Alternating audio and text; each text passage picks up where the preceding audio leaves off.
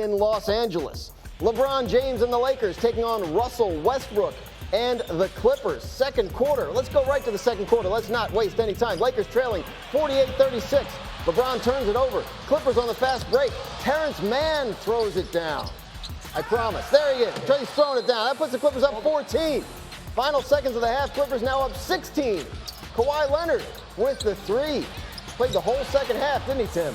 He sure did. Clippers go into the half up 19. Third quarter, Lakers down 20 and trying to come back. LeBron, deep three. Lakers down 17 points now. LeBron's trying to do what he can. Later in the quarter, Lakers now down 10. He's going to feed it to Anthony Davis. Davis hits the jumper. Lakers go into the fourth quarter down 11, but they didn't get a whole lot closer than that. Under 7 minutes to go in the fourth. Game's starting to get out of hand for the Lakers. They turn it over. Clippers on the fast break. Leonard skies for the alley-oop dunk. Clippers win the game 125-118. LeBron had 33, 8, and 7. And here's what he had to say when it was over. It is what it is. Wherever we end up, that's where we end up. It's been like 4 or 5 seasons in one for us. We don't have the luxury of, saying this is what we need to do, this is what we're going to be. We need to still continue to play good basketball. We got another game on Friday versus a very good team. Then we end the season on Sunday. Wherever we fall, and we'll be ready to go. The Clippers' 11th straight win over the Lakers moved them up to the 5 seed in the West, puts them in great shape to finish with one of the top 6 seeds. As for the Lakers, they occupy the first play-in spot with 2 games left. Both LA teams play the Phoenix Suns this weekend. You see Phoenix currently 4th in the West. We've got, as I mentioned, Tim Legler and Tim Bontemps with us. We are rich in Tims on this Thursday morning. Hey, guys, LeBron and AD both played last night in the Lakers' 11th straight loss to the Clippers. That was a big question going into yesterday. Which one would either one of them play? They both played. They still lost. So, Legs, what do we take away from this? Well, I think first thing, you have to just look at the game and see the way the Lakers came out. It was obvious, particularly for LeBron. It did have an effect, that second game, the overtime game, the travel, all of that. He had absolutely nothing in the tank in the first half. I give him credit because he did find his second win. He had a big second half, but by then, the Clippers felt in control of the game. They looked a little bit more desperate. They certainly had fresher legs, more bounce. Wanted this a little bit more probably than the Lakers. Now the Lakers are going to put themselves in a tough spot. I don't think it's the end of the world because, look, like LeBron said, they'll end up where they end up. Most likely going to be in a play-in situation. And if that's the case, you're talking about if they can get into the 7-8, win a game, move on into the first round, best of 7 format against a top seed that's not the Phoenix Suns. And I think ultimately the Lakers are going to give one of those teams fits. I do think they're a dangerous team. They've been playing really good basketball for about a month and a half. They've gotten much greater contributions from other guys on their roster outside LeBron and AD. So all the reasons we've been saying here that they're dangerous, they're still going to be dangerous. They've just got more work to do. The rest would have been nice, but it doesn't look like they're going to get it. But I still think they're in a situation to get into a best of 7 against the top seed that they're not going to be afraid of. Well, this is all about that line from LeBron down at the bottom of the screen. For us, it's always about health. And the fact that the Lakers lost this game last night puts them in a situation where, to Tim's point, they're going to be in the play-in tournament next week, all but certainly. And that means they have to play at least 1, if not 2 games to just get in the playoffs. There's a chance they don't get in the playoffs. And there's a chance they have some injuries. As Hembo pointed out to me earlier, a couple years ago, the Lakers played the Phoenix Suns in the 2-7 matchup.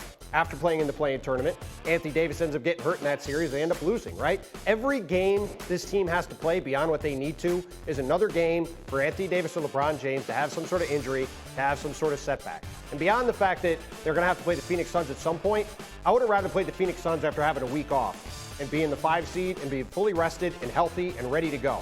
Because ultimately, if this team is a championship contender, I've been hearing for days and weeks and months that they're actually going to be, they're going to have to beat teams like the Suns to win the title anyway. And I think they'd have a much better chance if they were healthy and rested. Now they're not going to be. And they beat teams like the Clippers, who they couldn't beat last night, when they played all their guys and they were ostensibly healthy. So do you think, like, even full strength, the Lakers don't have what it takes to be a factor? No, I don't think the Lakers are of the level of teams like Phoenix, certainly of these teams in the Eastern Conference, if they're fully operational. I mean, look, you look over the past couple months, Yes, they've played well. Yes, they've had a good defense. They've also played a very soft schedule against a lot of teams that are missing key players and against, frankly, a lot of not very good teams. And as Tim pointed out, last night they did look a little tired, but they also, to your point, Dan, they did not look to be the same level talent-wise as the Clippers, who look deeper, who look more versatile, could attack them in a bunch of different ways.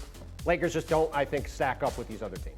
So, Legs, if we live in a world where the Lakers can be a factor in these playoffs, what's it look like? What do they have to do? Well, listen, I think when you have LeBron and AD, you're going to have a shot because they can control the game physically differently than a lot of guys in the Western Conference because they can back you down. They can play out of the post. They can slow the game down against some of these high-scoring teams at the top of the West. I agree with Tim. I don't think they're as deep or as good as the Clippers, particularly if Paul George comes back. And I think the Clippers are one of the teams that represent a legitimate threat if they get Paul George healthy to play in the finals.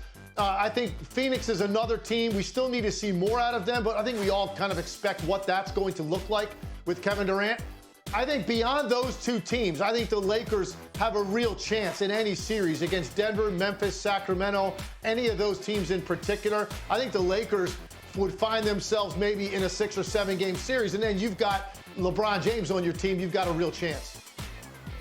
Yeah, it's funny. We didn't even really mention Paul George didn't play for the Clippers last night, and they still beat him handily. So the Lakers have obviously some things to figure out as we head into the playoffs, which start here in just a couple days. Back on Get Up, let's run the floor with NBA action from the East last night. The Brooklyn Nets defeated the Pistons behind Mikal Bridges' 26 points. The Nets can clinch the 6th seed in the East with a win or a Miami Heat loss in the final 2 games of the season. No Giannis, no problem. In Milwaukee, the Bucks defeated the Chicago Bulls to clinch the top seed in the East and the NBA's best record. With Giannis not playing, Bobby Portis led the way for the Bucks with 27 points. And just below the Bucks in the standings are the Boston Celtics, who clinched the 2 seed in the East last night. Without Jason Tatum, Malcolm Brogdon led the way with 29 points. The Celtics will await the play-in tournament result to find out their first-round opponent.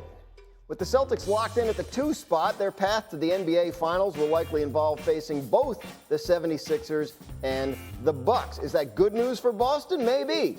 The Celtics are combined 5-2 against those teams this season, and the loss to Philly came by 2 points, while the loss to Milwaukee came in overtime on a game that neither Brown nor Tatum played.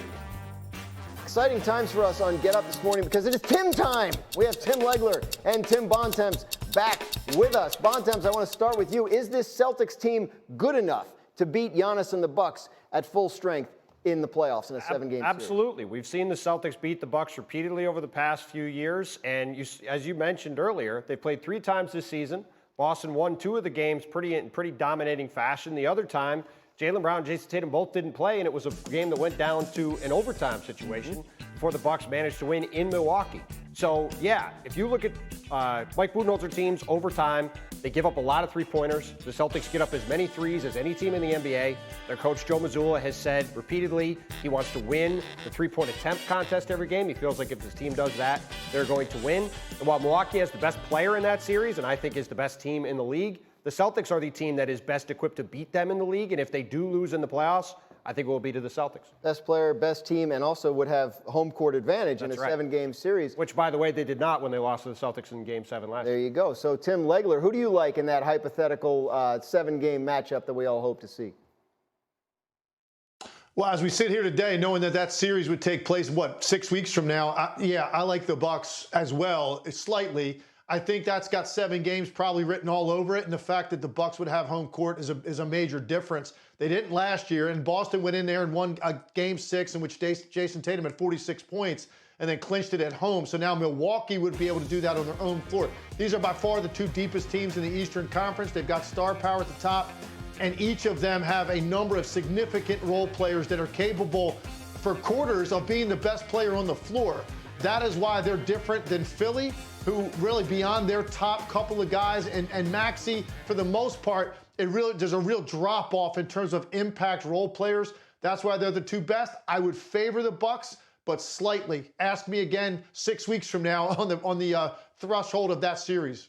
Well, look, the other thing, too, is the fact that Boston has to play Philly and Milwaukee. You put the stats up there. Obviously, they play well against Philly. It's a good matchup for Boston. At the same time, Joel Embiid would be the best player in that series. We saw what he did Tuesday night to the Celtics, scoring 52 points and dominating in that game. He's got the chance to win that series by himself, potentially. And just having to go through them to then play Milwaukee, that's a way harder path than the Bucks getting the 8th seed and then the winner of a Cavs-Knicks series where they're going to be clearly a heavy favorite to win. Because that was my thought when Legler said it's 6 weeks from now. Like, what happens in the meantime? What kind of shape are these two teams in when they arrive at that point, again, where they hypothetically play each other? And I think that's a great point, Legs, from Bontemps, that Milwaukee will have had to play maybe Cleveland or the Knicks in the series before, whereas the Celtics could be coming out of a very tough series against Philly. What do you think?